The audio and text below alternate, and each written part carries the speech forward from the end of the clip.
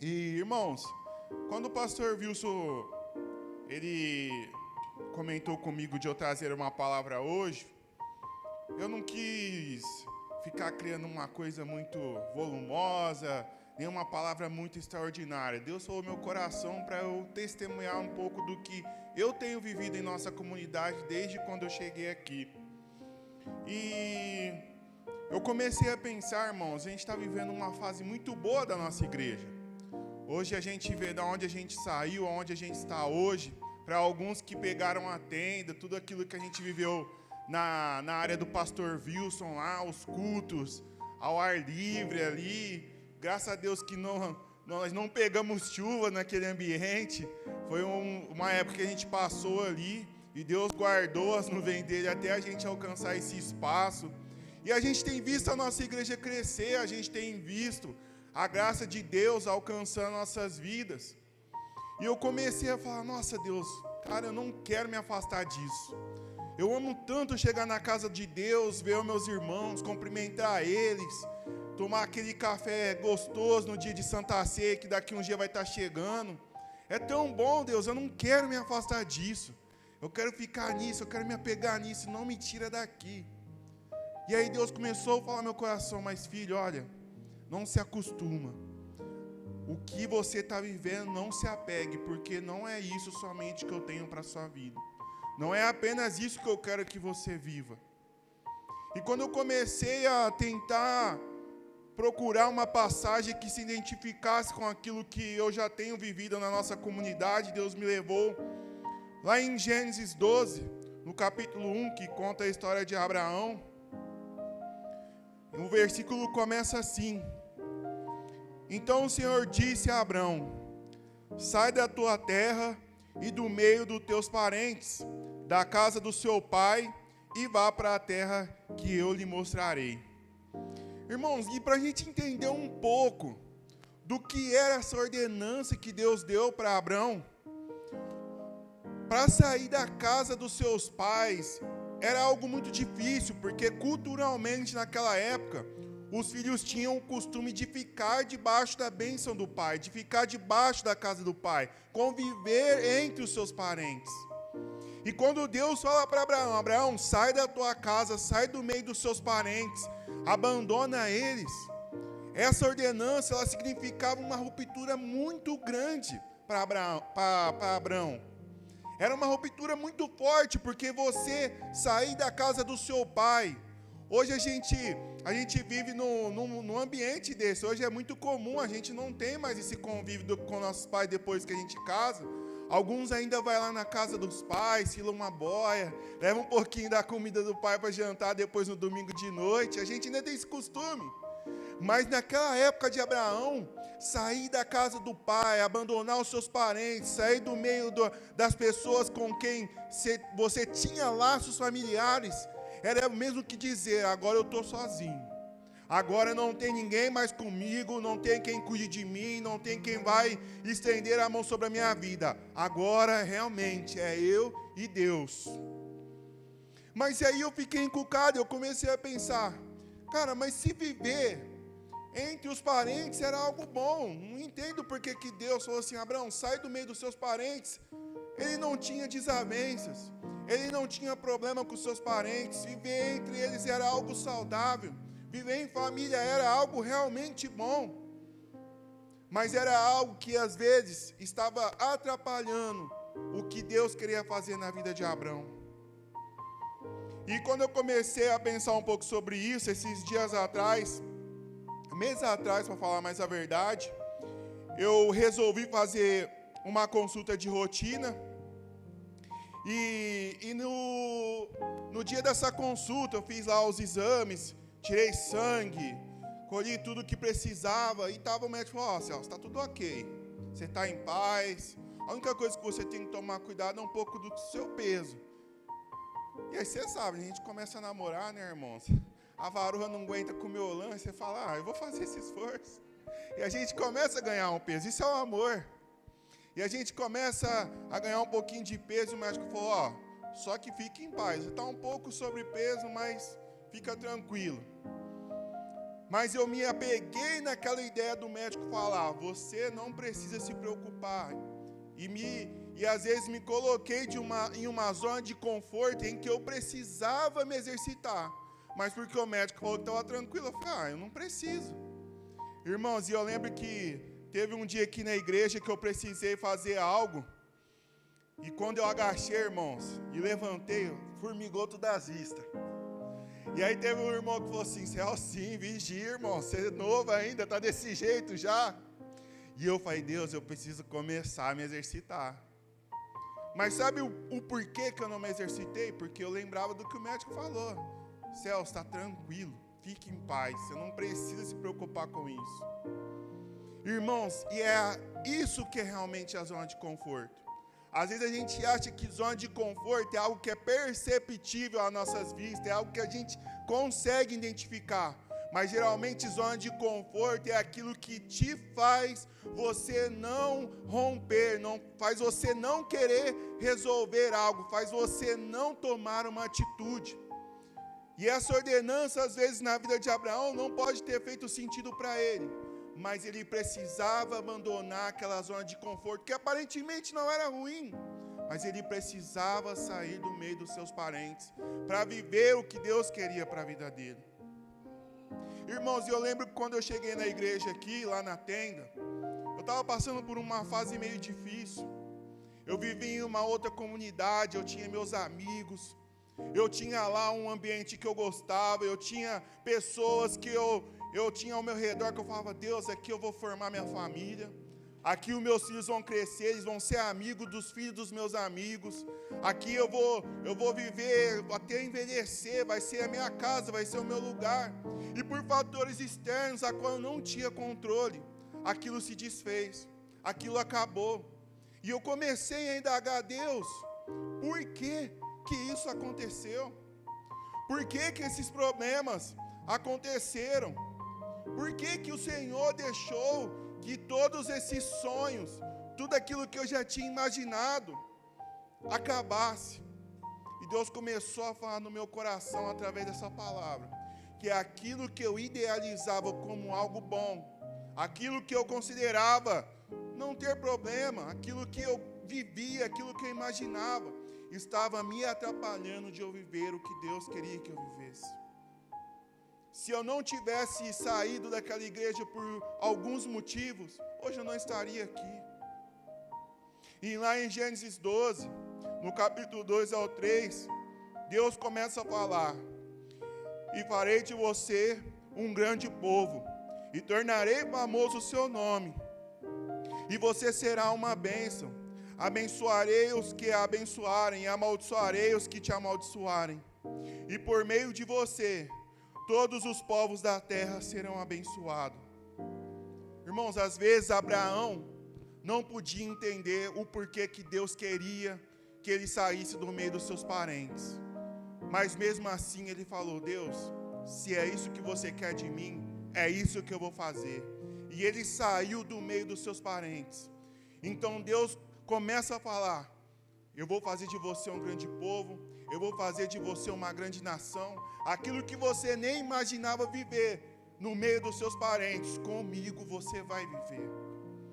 E quando eu comecei a ler isso, e Deus começou a falar no meu coração, sabe, filho, às vezes você não entendeu o motivo porque você teve que sair da onde você estava, aqueles projetos que você tinha com seus amigos, que hoje você não tem, aquele ambiente que você achou que você ia passar a vida inteira, que você não entendeu porque acabou.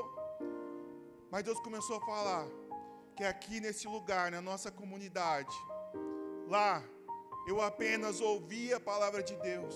Hoje Deus me dá a oportunidade de eu compartilhar com vocês. Lá eu tinha apenas os meus amigos, mas aqui, irmãos, eu me sinto amigo de todos.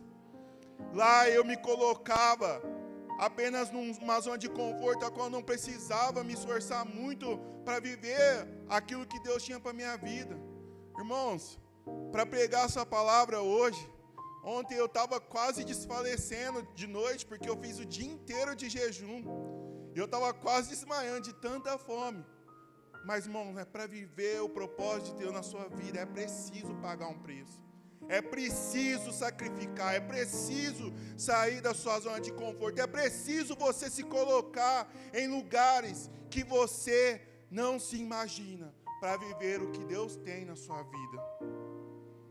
Às vezes, irmãos, a gente não entende o porquê uma porta de emprego se fecha, a gente não entende porquê que uma entrevista não dá certo, a gente não entende porque uma causa na justiça a gente não ganha. A gente não entende o porquê que às vezes Deus ainda não te deu filhos. A gente não entende porque que algum de nós ainda não casou, ainda não tem namorados. Mas confie em Deus, porque o Deus que te chamou para viver ao lado dele, vai fazer você viver o propósito na sua vida. Às vezes você ainda não está entendendo o motivo porque você está vivendo certas coisas na sua vida. Mas não se esqueça que no dia que você ouviu o chamado de Deus no seu coração, Ele falou para você: eu não vou te abandonar, eu não vou te deixar sozinho. Você não está apenas caminhando comigo, você está também vivendo aquilo que eu quero que você viva. Irmãos, às vezes a gente vai ficar sem entender o que Deus quer para nós. A maioria da nossa caminhada vai ser baseada em não entender o que Deus quer para nós. Mas confia.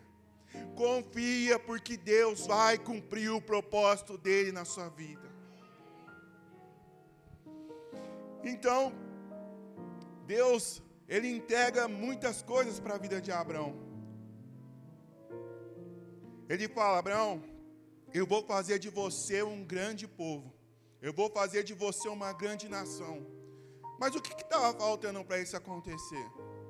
Estava faltando um filho. Eles não tinham. Então, Sarai e Abraão falam assim: olha, vamos dar um jeitinho para isso acontecer. E lá em Gênesis 16, do 1 ao 2, fala assim: e Sarai, mulher de Abraão, não lhe dera nenhum filho. Como tinha uma serva egípcia chamada Agar, disse a Abraão: já que o Senhor me impediu de ter filhos, deite-se com a minha serva, e talvez eu possa formar uma família por meio dela. Abraão aceitou a proposta de Sarai. Irmãos, e quantas das vezes a gente também, por falta de discernimento, não tentamos fazer do nosso jeitinho? A gente vive sobre uma frase que eu considero ela uma maldição no nosso país: o famoso jeitinho brasileiro. Tudo a gente quer dar um jeitinho. Tudo a gente quer dar uma forma de contornar. E às vezes, irmão, a gente leva isso para a nossa vida, dentro da nossa fé. Às vezes sem perceber, irmãos, para nós, ler apenas o versículo diário do aplicativo da Bíblia, tá bom. A gente dá um jeitinho ali, já tá, bati a meta, li a Bíblia hoje. Às vezes orar 30 minutos no seu dia, já basta. Deus, eu dei o meu jeitinho aqui, 30 minutos, está dentro do padrão, bati meu ponto. Às vezes, irmão, a gente acha que viver o cristianismo real é apenas vir na igreja, sentar, ouvir a palavra e ir embora. Isso também é um jeitinho. Irmãos, a nossa sociedade está sendo amaldiçoada por essa palavra de tal jeitinho brasileiro. A gente precisa mudar a realidade da nossa nação e parar de ficar falando que a culpa é de um, que a culpa é de outro. Irmãos, se tem uma coisa que tem sido tocada muito ao meu coração, e eu compartilhei isso de manhã, as nossas igrejas hoje, elas veem um problema e tudo que elas fazem é culpar o próximo. Isso não é culpa nossa, é culpa do mundo, é culpa do povo que está fora da igreja. Se o presidente é ruim, é culpa dele. Se o governador é ruim, é culpa dele. Irmãos, mas cadê a gente para se posicionar como resposta para a nossa nação? Cadê a gente para se colocar como pessoas que, em vez de reclamar de quem está lá em cima, a gente se posicionar como resposta? Não, eu vou me colocar, eu vou virar um político, Eu vou ser um representante de Deus dentro daquele lugar que existe corrupção. Irmãos, a gente precisa parar de dar jeitinho para a nossa fé, para a nossa vida cristã. Esses dias atrás a gente saiu aqui, depois do culto, na viela, e tinha uma pessoa usando crack ali.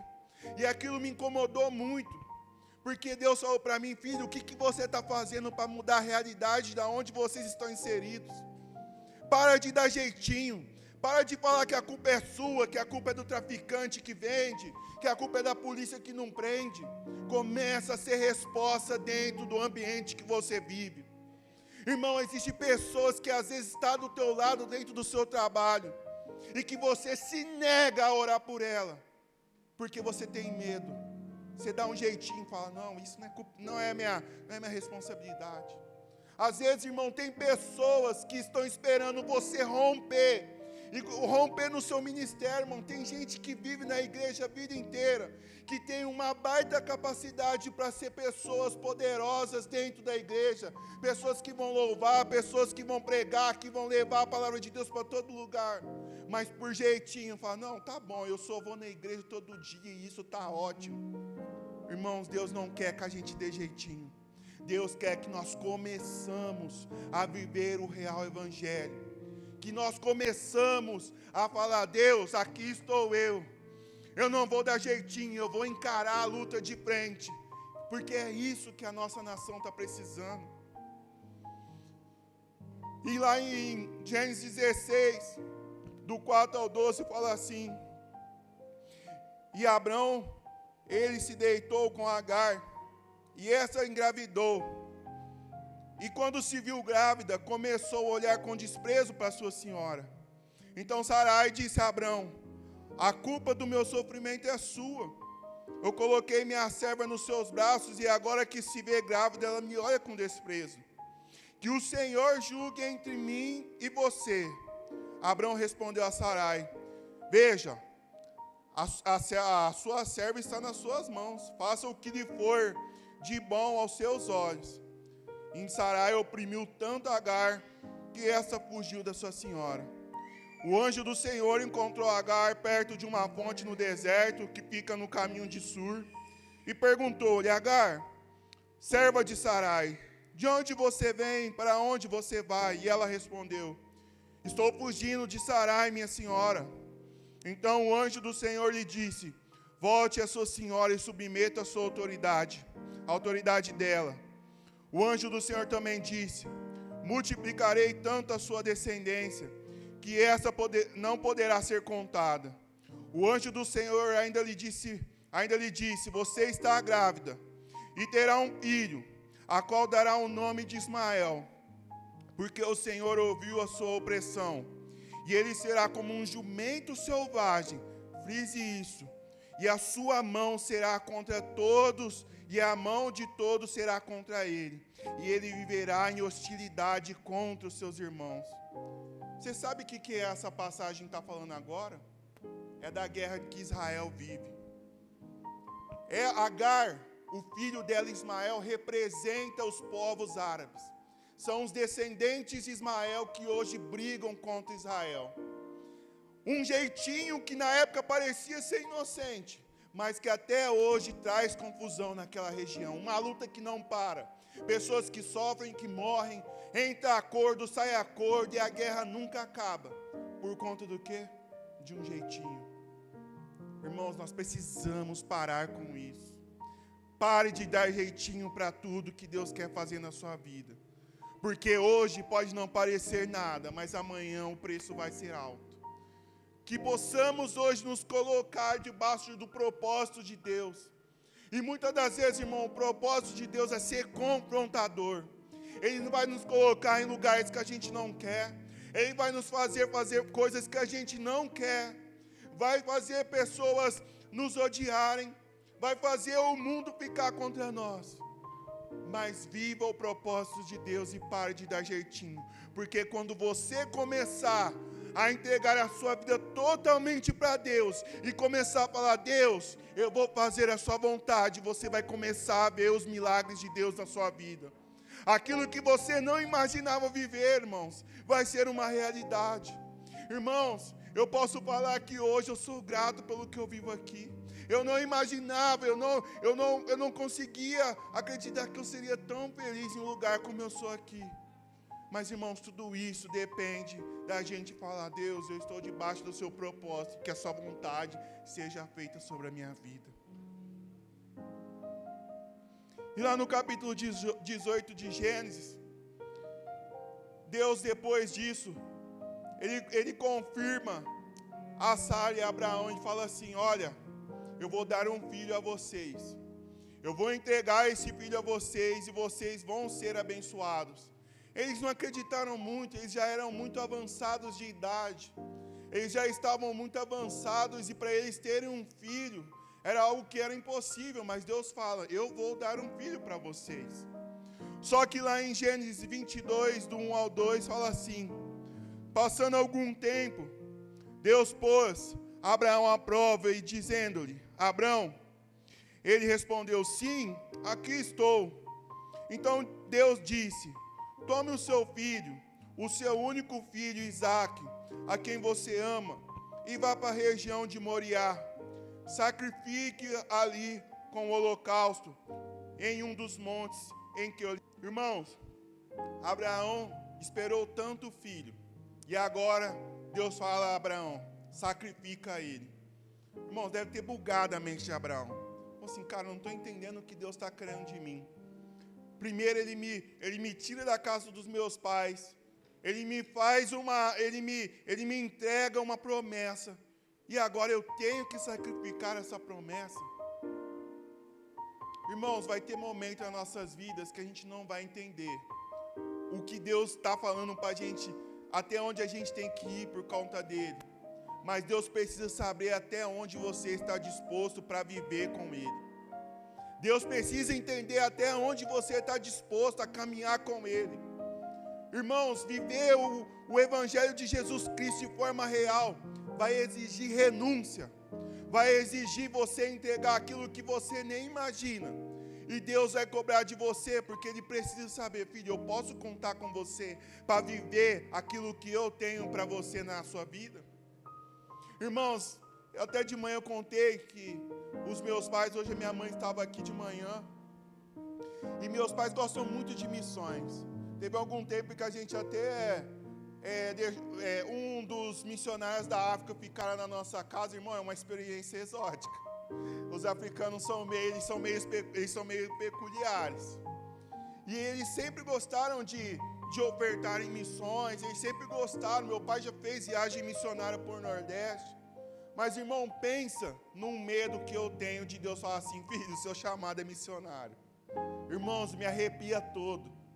Meus irmãos, eu já tenho muitas histórias de pessoas que viveram em missões. Irmão, tem pessoas que a gente, quando ia na nossa casa, contar o testemunho do que eles viviam no campo missionário, que eles chegavam a comer até macaco, irmão, por não ter alimento, mas estava lá fazendo a obra de Deus.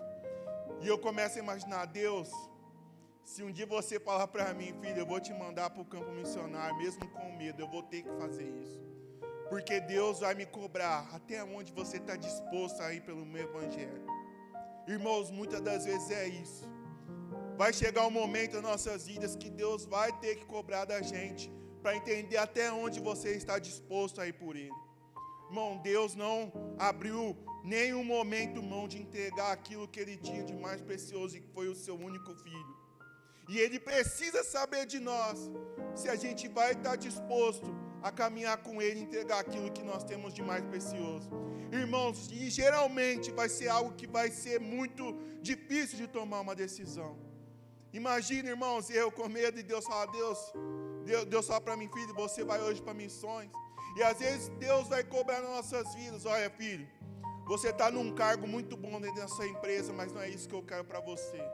Sabe, filho, às vezes você está vivendo um relacionamento, nesse namoro, que parece que você está gostando muito, mas você vai ter que abrir mão para viver aquilo que eu tenho para você.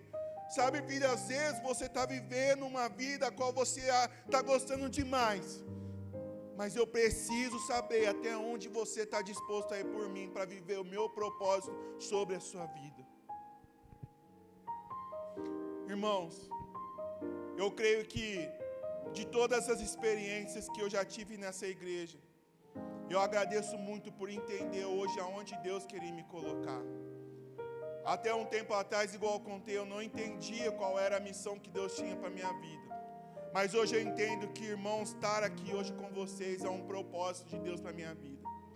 Mas é que nem eu te falei, às vezes Deus vai te chamar a viver outra coisa. Deus já me falou, filho, é muito bom que você vive hoje aqui, mas não é apenas isso. Irmãos, que nós não nos contentamos a viver apenas a nossa vida em comunidade. Deus tem muitas coisas boas para fazer, mas é que nem eu falei, vai exigir você sair da sua zona de conforto. Vai exigir você parar de ficar postergando certas atitudes na sua vida. E vai precisar de você também falar, eu vou até onde o Senhor quiser. Eu vou caminhar com você até onde você quiser, Pai. E a partir do momento que você tomar essa escolha, você vai começar a viver os propósitos de Deus na sua vida. Irmãos, e não vai ter nada melhor nesse mundo. Porque por mais adversidade que aconteça na sua vida caminhando com Deus, por mais difícil que pareça caminhar com Deus, por mais, às vezes, que triste seja você abrir mão de algo por Deus, ainda assim, quando você abrir mão de tudo, tenha paz, porque você vai estar debaixo da mão de Deus, vivendo o propósito dEle, vivendo aquilo que Ele tem para a sua vida.